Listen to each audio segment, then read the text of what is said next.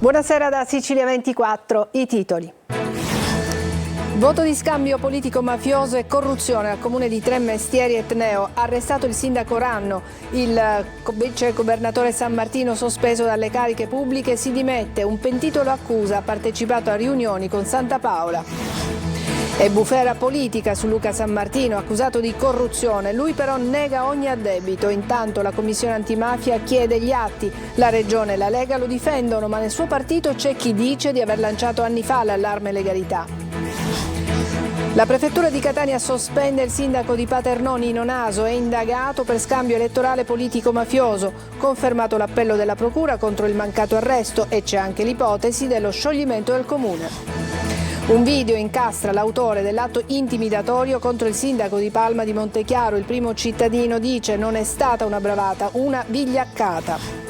Sul ponte si consuma lo scontro tra maggioranza e opposizione. Il Ministero dell'Ambiente solleva dubbi su alcuni dati tecnici. Salvini tira dritto, lavori entro l'estate.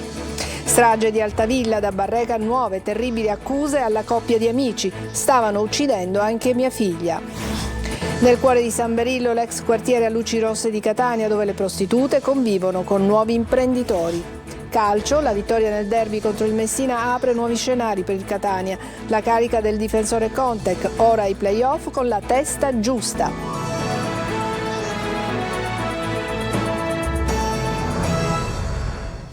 Bentrovati, è un vero terremoto politico e amministrativo nel catanese. In carcere il sindaco di Tremestieri Etneo Rando è sospeso l'ex vicepresidente della regione Luca San Martino. Le accuse sono di voto di scambio politico-mafioso e corruzione. 11 i provvedimenti, un pentito dichiara: San Martino un paio di volte è stato in una riunione con Santa Paola. Roberta Lunghi. Ci sono le dichiarazioni di due pentiti di mafia, Silvio Corra e Salvatore Bonanno, nelle carte dell'inchiesta Pandora dei Carabinieri del Comando Provinciale di Catania, che oggi ha portato all'emissione di 11 provvedimenti, fra i quali l'arresto del sindaco di Tremestieri Etneo Santi Rando, sospeso dalla prefettura di Catania e accusato di voto di scambio politico-mafioso, e la misura della sospensione dai pubblici uffici per un anno nei confronti dell'ormai ex vicepresidente della regione Luca San Martino, accusato di corruzione aggravata. Il collaboratore di giustizia Corra, in alcune dichiarazioni ritenute attendibili dalla procura di Catania, sostiene che San Martino abbia partecipato ad alcuni incontri con esponenti di spicco del clan Santa Paola. I fatti risalirebbero al 2015. In un episodio il pentito avrebbe accompagnato personalmente Francesco Santa Paola a casa di Vito Romeo per una riunione con alcuni politici locali. Argomento di discussione l'elezione a sindaco di Rando nelle amministrative 2015. Rando sarebbe stato tra i partecipanti insieme al cognato Cosentino, candidato consigliere. Durante le riunioni i rappresentanti del clan si sarebbero impegnati a reperire voti e i politici, una volta eletti, avrebbero dovuto fornire informazioni alla famiglia mafiosa sugli imprenditori aggiudicatari di lavori ai quali poter chiedere il pagamento del pizzo. Grazie alle intercettazioni telefoniche e ambientali emersi anche gli incontri per definire in seno a un consiglio comunale di deliberare il non ampliamento del numero delle farmacie. San Martino avrebbe fatto pressione su burocrati regionali e all'ASP per ridurre il numero delle farmacie su Tremestieri, per favorire il farmacista che avrebbe dovuto portare voti, e cioè il consigliere Mario Ronsisvalle, titolare appunto della farmacia, posto oggi ai domiciliari per istigazione alla corruzione. Le ultime accuse nei confronti di San Martino si aggiungono all'imputazione di voto di scambio in merito alle elezioni europee del 2019 a sostegno della candidata del PD Caterina Chinnici, risultata estranea ai fatti. Avrebbe anche fatto avere, tramite intermediario, almeno 400 euro a un carabiniere in servizio alla Procura di Catania per fare bonifiche e raccogliere informazioni su eventuali indagini in corso. Per la Procura è un fatto indicativo di una personalità incline a commettere azioni delittuose.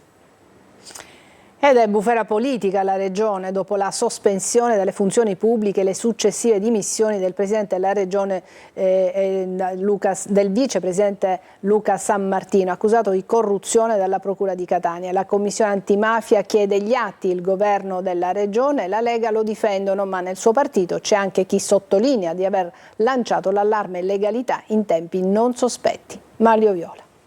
Sarà il presidente della regione, Renato Schifani, a tenere per sé la delega all'agricoltura almeno fino alle prossime elezioni, dopo che il suo vicepresidente ha rassegnato con una lettera le proprie dimissioni. Luca Sammartino è indagato per corruzione dalla Procura di Catania ed è stato sospeso per 1 anno dalle funzioni pubbliche. L'avviso di garanzia gli è stato notificato all'alba. L'accusa è appunto di corruzione nell'ambito dell'inchiesta Pandora. I carabinieri hanno bussato alla sua porta intorno alle 6, poche ore dopo che l'assessore era rientrato in Sicilia dopo aver concluso la missione a Verona, dove ha gestito la partecipazione della regione al Vinitaly.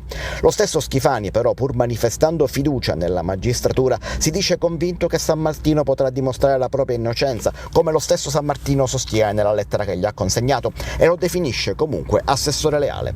Mentre la Commissione Antimafia chiede agli atti dell'inchiesta e le opposizioni attaccano dal PD a Sud Chiama Nord, passando per i 5 Stelle, la Lega, quasi per intero in realtà, fa quadrato e sottolinea la singolarità dei tempi. Per Nino Germanà il provvedimento è quantomeno intempestivo, visto che i fatti risalgono agli anni fra il 2018 e il 2020. Sammartino è l'uomo forte della Lega nell'isola. Nelle ultime 2 elezioni regionali è stato uno dei 2 campioni di voti. E adesso il militante storico della Lega, Fabio Cantarella, avvocato ed ex assessore comunale, messo da parte negli ultimi mesi, porta l'attenzione proprio su quelli che ha definito in passato i voti facili degli ultimi arrivati dentro la Lega. Parole dure le sue, non in linea col resto del partito. Nel vortice giudiziario c'è anche il comune di Paternò, dove il sindaco Nino Naso è indagato per scambio elettorale politico-mafioso. Confermato l'appello della procura contro il mancato arresto e c'è anche l'ipotesi adesso dello scioglimento del comune. Tonino De Mana.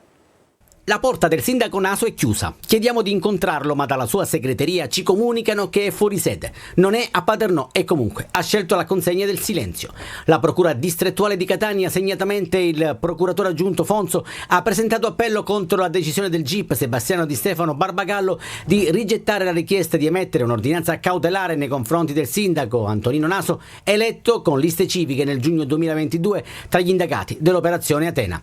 Il reato ipotizzato, in concorso con 2 presunti esponenti del clan Morabido legato alla famiglia Laudani di Catania, Vincenzo Morabido e Natale Benvenga, è di scambio elettorale politico-mafioso. Che succede adesso? In caso di arresto, lo scioglimento del comune sarebbe automatico, ma potrebbe avvenire comunque. Bocche cucite in piazza, nessuna voglia di commentare. Chi invece ha voglia di parlare è sicuramente il capogruppo consigliare di Fratelli d'Italia, Alfio Virgolini. In qualità di candidato sindaco la scorsa volta, se è vero che questa cosa dovesse esistere, dico ecco, per questo forse ho perso la campagna elettorale, perché l'ho persa per pochi voti. Noi abbiamo chiesto comunque come gruppo di Fratelli d'Italia, io come capogruppo e Alberto Cardillo come presidente provinciale, l'azzeramento, cioè significa le dimissioni del sindaco, dell'amministrazione e di tutto il consiglio comunale per andare a nuove elezioni, perché penso che in questo momento la città aspetti questo. E insorgono i partiti di opposizione che sollecitano il ministro dell'Interno Piantedosi affinché valuti la nomina di una commissione d'accesso.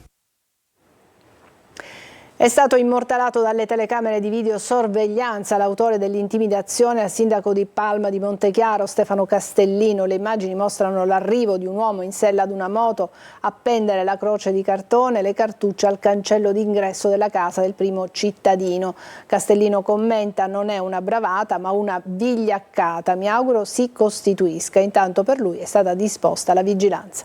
Davide Sardo. A Palma di Montechiaro, piccolo comune dell'Agrigentino, una croce di cartone e 9 cartucce calibro 12 di fucile sono state trovate dal sindaco Stefano Castellino sul cancello d'ingresso della propria abitazione a ridosso di via Cangiamila. Le telecamere di videosorveglianza della zona hanno registrato quanto accaduto. Un uomo in moto giunge, indossa un casco integrale, salta giù dalla moto, appende il materiale intimidatorio al cancello e poi si dilegua. Il video è stato già acquisito dai carabinieri. Nel frattempo si è riunito il comitato prefettizio provinciale per l'ordine e la sicurezza pubblica e sono state predisposte adeguate misure di protezione per il sindaco della città del Gattopardo. La procura d'Agrigento ha avviato un'inchiesta, indagano i carabinieri che hanno già ascoltato Castellino. Non sembra una bravata, è evidente che c'è qualcuno dalla mente deviata che è convinto di agire o per ragioni incredibilmente antidemocratiche, cioè che è convinto che si possa esercitare la democrazia, che non è democrazia, con messaggi atavici e barbari, o altrimenti qualcuno che si è sentito leso da questa azione di legalità portata avanti negli anni. Cosa vuole dire a chi ha compiuto questo gesto? Che si deve semplicemente vergognare e non deve avere neanche il coraggio di guardarsi allo specchio, e farebbe cosa buona e giusta a costituirsi alle autorità preposte e chiedere scusa non al sottoscritto ma alla mia famiglia e alla mia città. Secondo uno studio condotto da Viso Pubblico, la provincia di Agrigento è al secondo posto in Italia per numero di casi di atti intimidatori, violenza e minacce contro sindaci, assessori, consiglieri comunali e dipendenti della pubblica amministrazione. I dubbi del Ministero dell'Ambiente sul ponte sullo Stretto hanno reso più caldo il tema dell'opera e lo scontro tra maggioranza e opposizione, tra favorevoli e contrari, e anche il fuoco amico tra ministeri. Sentiamo i dettagli con Francesco Triolo. Il ministro dell'Ambiente, Gilberto Pichetto Fratin, prova a spegnere il fuoco amico sull'opera cavallo di battaglia del vice premier Salvini, anche se le parole dei suoi uffici relative ad una parte di documentazione scarsa, illeggibile, non hanno certo aiutato. Che ci siano delle osservazioni a richieste di dati e informazioni tecniche relative al ponte sullo Stretto di Messina è del tutto ordinario, ha detto. Il tema ponte è comunque più caldo che mai, soprattutto dopo le integrazioni richieste dal Ministero dell'Ambiente e della Sicurezza Energetica, che toccano più punti del progetto definitivo. Il ministro delle Infrastrutture, Matteo Salvini, è stato chiaro: vada avanti dritto e conto che entro i 30 giorni la società Stretto di Messina dia le risposte a tutte le osservazioni fatte dagli altri ministeri. L'obiettivo, ha ribadito, è arrivare all'avvio dei lavori entro l'estate 2024. La capogruppo del PD alla Camera, Chiara Braga, invece lo ha definito un ecomostro e da rigettare con tutte le forze. Chiede tutele per il territorio il sindaco di Messina, Federico Basile. Sono emerse diverse osservazioni, non le definirei criticità, più che altro suggerimenti rispetto a delle procedure che erano ferme appunto da 10 anni e devono essere rivalutate. Questo è uno step importante dal quale poi si deve partire per capire come il territorio, essendo cambiato, deve cambiare anche in funzione a quello che è il progetto del ponte. E se sul ponte l'amministratore delegato della società Stretto di Messina, Pietro Ciucci, dice che non c'è nessuna pietra tombale, nessuno stop, anzi abbiamo fatto 2 passi avanti, Davide Faraone, capogruppo di Italia Viva alla Camera, sostiene che la vera preoccupazione è che anche questa volta, al di là del plastico, di questa importante opera non resterà proprio nulla. I deputati regionali assenti durante le votazioni all'Assemblea siciliana dovranno pagare 180 euro di sanzione. I soldi saranno trattenuti dalle indennità ogni fine del mese, dimezzati i congedi, 1 e non più 2 al mese. La stretta anti-assenteisti è stata deliberata all'unanimità dal Consiglio di Presidenza. Crisi idrica in Sicilia, riunita la cabina di regia alla Regione per mettere in atto interventi per attivare nuovi pozzi e dissalatori mobili. Giusy Lazzara. Nuovi pozzi e rigenerazione di altri e sorgenti esistenti, pulizia delle traverse e dei corsi d'acqua, dissalatori mobili e piccoli interventi per il ripristino delle autobotti comunali. Sono alcune delle soluzioni individuate dalla cabina di regia regionale per l'emergenza idrica, riunita a Palazzo d'Orléans. La struttura, presieduta dal governatore Schifani, coordinata dal capo della Protezione Civile Cocina, ha messo a punto il piano di interventi e dei relativi costi da inviare a Roma per la valutazione dello stato di emergenza nazionale per la siccità, già richiesto dalla Giunta regionale. Sul fronte dei dissalatori si lavorerà nell'immediato con l'acquisto e l'installazione di moduli mobili nei siti esistenti, nell'attesa di poter procedere alla sostituzione degli impianti fissi a Porto Empedocle, Trapani e Gela. E proprio sui dissalatori a pensarci sono stati già i sindaci delle Eolie e delle Egadi, sfruttando i fondi del PNRR. Noi abbiamo programmato interventi finalizzati proprio a questo, alla depurazione e alla dissalazione, ovviamente per renderci sempre più autonomi. A Favignana, Lampedusa e Linosa saranno realizzati 2 dissalatori, i lavori a partire già dalla prossima estate. Ancora particolari agghiaccianti sulla mattanza di Altavilla Milicia. Oggi il sopralluogo della criminologa Roberta Bruzzone nella Villetta degli Orrori. Il cadavere di Antonella, dice la Bruzzone, ha bruciato per giorni. Marco Gullà. Ancora dettagli, ancora particolari macabri sulla strage di Altavilla Milicia, stando a quanto emerge dal racconto fatto da Giovanni Barreca, che si trova nel carcere di Enna, all'avvocato Giancarlo Baracato e alla criminologa Roberta Bruzzone, la figlia di 17 anni, unica sopravvissuta, sarebbe stata la prossima vittima. Si è salvata a causa di una bufera di vento interpretata dal padre e dai due fanatici religiosi come la presenza dei demoni che stavano per compiere l'atto conclusivo, uccidendo anche la ragazza, che nel frattempo era stata bendata e chiusa nella stanza dopo che Antonella e i due fratelli erano morti. Oggi sopralluogo nella villetta degli orrori da parte della criminologa, che conferma quanto detto da Barreca e aggiunge particolari sulla salma della moglie Antonella. Chiaramente una salma totalmente distrutta, ci sono dei frammenti ossei, non ci sono più tessuti di alcun tipo e quello che c'è è purtroppo stato frammentato dalla temperatura, però consideri che quando sono arrivati domenica il braciere era ancora acceso. Quindi la signora Antonella brucia da mercoledì, cioè la salma complessivamente da mercoledì fino a domenica. Secondo Barreca, a gestire l'esorcismo sarebbe stata Sabrina Fina, che in un aramaico inventato dava istruzioni su cosa fare, in quanto voce di Dio. Antonella, la moglie, sarebbe stata lasciata per terra per 3 giorni senza cibo. Una volta uccisa la donna sarebbe stata bruciata in una fossa. Poi è toccato al piccolo Emanuele, anche lui lasciato legato per giorni senza cibo. A questo punto il fratello più grande, Kevin, avrebbe tentato di ribellarsi, ma sarebbe stato legato dai due fanatici e incaprettato, tanto da provocarne la morte. E adesso sentiamo l'appello di una mamma disperata: non ho più soldi per curare mia figlia, aiutatemi, dice. La donna palermitana chiede un aiuto al presidente della regione Renato Schifani. Il governatore promette che la incontrerà. Marco Gullà. È una mamma disperata, Cira, sua figlia di 9 anni, affetta sin dalla nascita di 2 patologie rare neurodegenerative del sistema scheletrico. In tutta la Sicilia non c'è il reparto adatto per le cure della piccola, che quindi deve essere curata a Firenze. Un viaggio della speranza che però si ripete diverse volte all'anno. Una famiglia monostipendio che non può sostenere tutte queste spese, i debiti in banca. È un appello che la mamma fa attraverso i nostri microfoni. Adesso, a distanza di quasi 10 anni, non sono più nelle condizioni economiche di poter saldare questo enorme debito bancario che ho dovuto affrontare per sopperire alle spese sanitarie. Cira è supportata nella sua battaglia da alcuni esponenti politici. Ha chiesto invano un incontro con il presidente della regione Renato Schifani. Chiede un aiuto economico. Chiedo la possibilità al presidente Schifani che possa ricevermi e nello stesso tempo chiedo alla regione siciliana che possa creare un capitolo di spesa adatto per potermi appunto rimborsare tutte queste somme di denaro che sono state appunto rivolte proprio per sopperire alle gravi necessità sanitarie. Il presidente della regione Renato Schifani ha però fatto sapere che incontrerà al più presto la donna, senza riflettori e senza telecamere.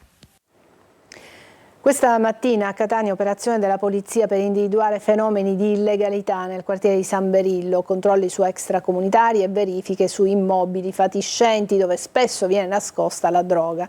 Intanto la Giunta Trantino ha deciso anche la rigenerazione di Piazza Turiferro e Via di Prima. Emanuela Corsi ci racconta le storie che abitano nel quartiere fra i più affascinanti di Catania. Vediamo. Anche oggi, malgrado la vasta operazione di controllo del territorio da parte della polizia, San Berillo Vecchio mantiene le sue caratteristiche di quartiere tra i più affascinanti e contraddittori di Catania. Un melting pot di razze che convivono tra gli antichi fasti di una città nobile, immigrazione e prostituzione.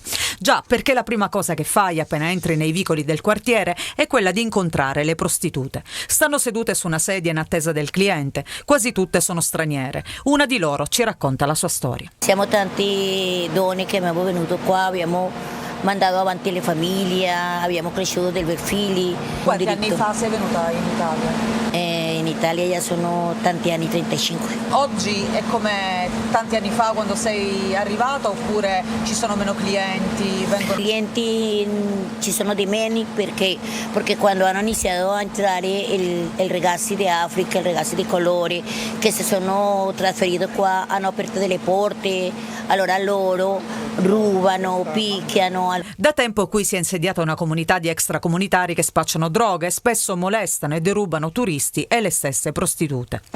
Fanno scomparire la gente, in realtà i clienti hanno paura di venirci. a trovarci. E tu invece hai paura a vivere qui, a lavorare qui? No, io non ho paura perché ho bisogno. A San Berillo capisci cos'è l'integrazione. Le prostitute sono amiche del quartiere, qui tutti si conoscono, si salutano e scambiano qualche parola. Com'è vivere qui? Benissimo. Caos un po', però siccome noi già sappiamo com'è, ci viviamo bene. Ci sono angoli del quartiere abbelliti e curati dagli stessi residenti, dove i fiori e la street art fanno dimenticare le brutture di palazzi antichi nobiliari abbandonati, fatiscenti e pericolanti, dove spesso viene nascosta la droga. Ed è qui che incontriamo un giovane imprenditore che ha deciso di investire nel quartiere. Io penso e credo che abbia tutte le carte in regola, le potenzialità per poter far riconoscere e ricordare le vecchie maestranze, la bellezza del quartiere. Non solo imprenditori, sono diversi gli artisti che hanno scelto di vivere a San Berillo. Un uomo avrebbe tentato il suicidio lanciandosi con la propria auto all'interno del porto di Aci Trezza. È stato tratto in salvo grazie all'intervento dell'operatore di una imbarcazione utilizzata per gite turistiche, che ha assistito alla scena in diretta e si è buttato in acqua. Successivamente i soccorritori lo hanno rianimato in banchina. Sul posto sono poi intervenuti i vigili del fuoco per recuperare la vettura affondata e la guardia costiera con una propria imbarcazione. Adesso una breve pausa, ci vediamo tra poco.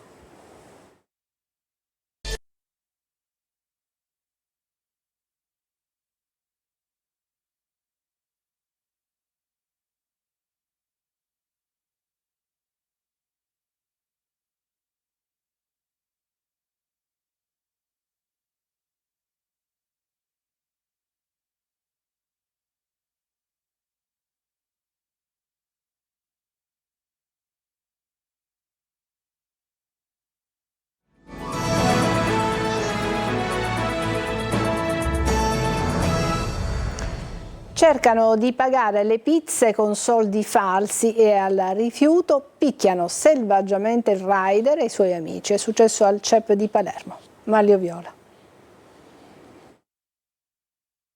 Denaro falso, lui si rifiuta di consegnare pizze e birre per un centinaio di euro e viene aggredito insieme agli amici che lo avevano accompagnato. È successo alle 3 della scorsa notte in piazza del quartiere CEP a Palermo. 3 amici avevano accompagnato il rider per l'ultima consegna a tarda ora. Arrivati sul posto, i giovani che avevano ordinato le pizze e le birre hanno cercato di rifilare al rider una banconota falsa e quando il ragazzo si è rifiutato di far finta di non essersene accorto è scattata l'aggressione. Prima gli spintoni, poi l'arrivo dei rinforzi del quartiere, fino a quando una decina di giovani lo hanno gettato a terra e picchiato con calci, pugni e colpi di casco. Sono intervenuti 3 amici in soccorso e anche loro sono stati picchiati. Sono comunque riusciti a liberarlo dal branco e a fuggire. A fare le spese dello scontro anche il lunotto posteriore della Renault Captur con la quale rider e amici erano arrivati sul posto.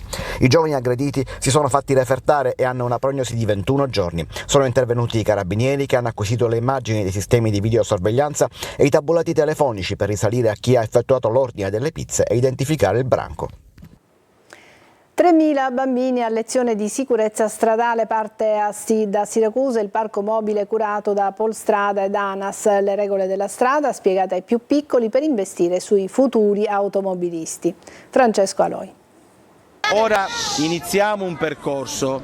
Dovete pensare come se in questo momento voi fosse in una strada. L'importanza della sicurezza stradale spiegata ai più piccoli è quello che sta facendo la polizia stradale con ANAS a Siracusa. Da un lato ci sono i resti del Tempio di Apollo, dall'altro c'è tutto questo, un insieme di strade e incroci, tutto in una piazza. Una 3 giorni sulla sicurezza stradale rivolta appunto ai bambini delle scuole materne, nell'ultimo anno delle scuole materne e il primo anno della scuola primaria. 1.000 bambini al giorno per 3 giorni. Il parco mobile della sicurezza riscuote sempre molto successo. E abbiamo avuto quest'anno un incremento di adesioni, perché non è questo il primo anno, perché già siamo alla 24esima edizione del progetto Icaro. Le regole della strada vanno apprese sin da piccoli, in modo da avere automobilisti più prudenti domani.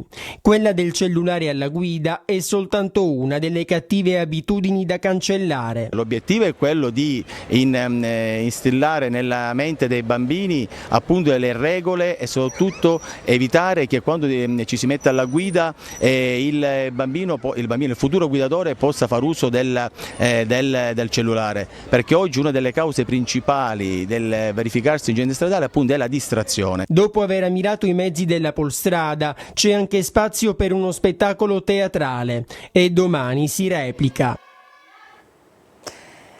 Ancora una pausa, poi parleremo di calcio e della prossima sfida del Catania.